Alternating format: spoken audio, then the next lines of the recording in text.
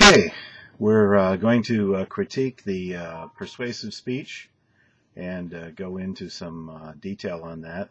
There's a couple of things that you need to know about still making the same mistakes on the next to the last speech as you made on the first speeches. Number one, if you're standing by a window over here to your right and all the light's coming this way and there's no light over here or no light coming in this way, I can only see at best one half of your face. I can't see you. I can't hear you. Two of the biggest comments we've made all semester. I can't do that on your last speech and you haven't done anything about it, then you're not going to do well on the last speech. You need to pay attention to what somebody says to you about how to improve your speaking style and to do things to help your grades. If this was any other class, and you didn't do anything to do better on your grades, then you pretty well would deserve whatever came your way in terms of a final grade. So let's get on with it. Apollo, I am not reviewing your speech whatsoever. You have failed consistently to pay any attention to me about sending in a photo ID. And we'll just skip that entirely. All right, Bubbles, you spoke about capital punishment, and I can't see you in the picture. It's too dark. Be careful about brushing your hair back when you're speaking. You talk about the costs, but you don't talk about all of the costs. What are the costs of keeping someone incarcerated? What are the costs of the death penalty? Slow down. You are rushing your phrases when you make statements. And then they're going to do this. Don't do that. Keep a nice, steady pace all the way through. You talked about the Nazi Germanish when you they decided when their victim died it was Nazi Germanish. That's a bad comparison. Don't ask questions in your speech. Give facts. And also, did you really say at the end of a speech on capital punishment, the death penalty can only hurt people? If that wasn't a pun, then you should think about it. Your speech ran a little long. I had trouble seeing your audience. It was hard to tell about eye contact. All those kinds of things come into play on this speech. Next up is Tinkerbell. You spoke about ADHD. Slow down. You're talking too fast. Sometimes people do that when they have points to make. Don't go so fast. Be conversational. Talk to me. There's a very bright light over your head. As a result, I can't see your face because your camera is irising on the bright light. You did a good job with your visuals and the explanatory visuals. This was a good topic, but you were doing more of a book report and you're not just talking to me. It was too matter of fact. Kind of try to tell me a story, try to talk to me, explain why I ought to be concerned. You know, we get glossed over when somebody gives a lot of facts and figures instead of personalizes or humanizes it. Next up is Boxer. You talked about smoking. Start strong with good eye contact. Look right at me when you start your speech because that's going to be really important. Know what you need to do. And you had really good flow on that kind of stuff. You need to work on making sure that you flow nicely from one to another. You had the wrong camera shot. I can't see your eyes. The video was dark. Your pace is too slow. You're speaking in predictable, beatable rhythms. Da-da-da-da-da-da-da. Da-da-da-da-da-da-da. Da-da-da-da-da-da-da. And you got to be careful of that. You want to vary pitch, pace, tone, volume, silence. Remember 5 things you can control when you speak? You need to do that when you speak. You had too much dependence on your note cards. The blower that we've talked about, the ventilation noises and things like that in the rooms stopped. And actually, from that point on, I could actually hear you. better, but you were still too far off mic. You have no fluency when you're disjointed as you were, and you end up with rhythms like you had. All right, next up is Emplar. You spoke about abortion. You had a horrible shot composition. There we go again with that. You had a very nice recovery when you used the word illegal for legal.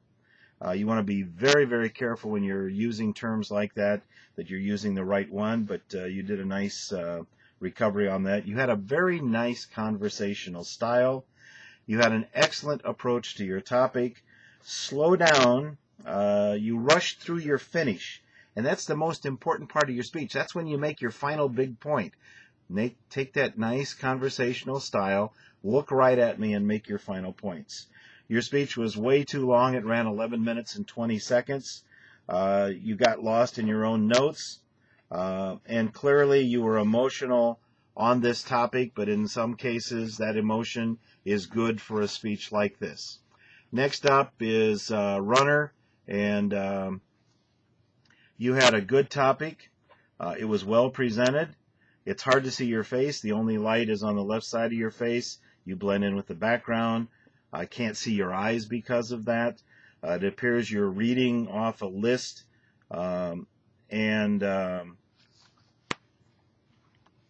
you made a statement about, you talked about obesity. You made a statement about Southern kids being heavier, but you didn't say why or what the theories are or any of those kinds of things. When you make statements like that, it inspires questions. Answer the questions. You brought it up, but you didn't answer it. Overall, you did a good job. Slow down. Talk to me, not at me. It's not especially, it's especially. So watch that you don't say a word like especially. Especially for young people. And also, you have very light tisk in this, much better than it's ever been. The rambling noise is coming in the camera. You are stating facts without sources. When you state a fact, I need to have a source for that. You got lost in your script at about 8:50, and your reading tends to be kind of sing-song. When you go, you da-da-da-da-da-da-da-da-da. You want to be really, really careful about all of those kinds of things. One of your audience members looked pretty young for this, but we'll go with it and see what happens. All right. Next up is Freedom. Freedom, you spoke about organ donation. This was probably one of the most effective openings to a speech, but look at me when you do that, because when you're looking down and you're making a really good opening and that kind of thing, you lose some of the effect of it. Give me much more eye contact when you talk to me. Look at me when you say, your next question. And then I really liked what you did with this, but you have... you've come a really, really long way in this class. And this was very well done. I really liked your myth/fact style. Myth, and then you say something, and then you follow that with fact. What an effective way of doing something. I don't know where that you came up with that, but you know, when you give a speech like this one that's important and it's got more than one side, that's a very, very effective style. An excellent job with visuals. Even though the video was dark, but a nice job in the way you did it. And this was probably just about as good as you can possibly do on a speech, and what a great way to end the semester. Next up is Lady, and Lady also talked about organ donation, and similar comments to the previous speaker. This was one of your best speeches. An excellent opening. It was compelling, and bottom line is you are skilled as a speaker. Capitalize on that. You pulled together all aspects of what is needed to be successful in giving a speech in this class. You had an excellent ending, and your enthusiasm was very appropriate to this given topic. It's kind of ironic that the two people that I speak about last both spoke about organ donation, and both of them so well personalized what the speech meant in their lives and why it was important. Led off with stories that just drug me right in to make me want to hear what else they were going to say. And for the two people that we've been talking about, you've come a very long way. You've learned a great deal. I don't think that this class did all of it, because I think you had some natural abilities when you got here. To all of you, constantly work to improve. Listen to all of your teachers.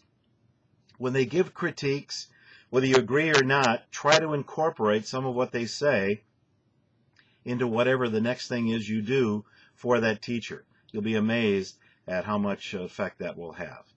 Overall, I want to thank you for a good semester. I want to thank you for most of you kind of paying attention and going that next step each time. And it's been interesting, and I hope it's been good for you too. Have a great summer, what's left of it. If you're coming back in the fall, good luck to you. And I thank you for taking time to be a part of my class. Appreciate it.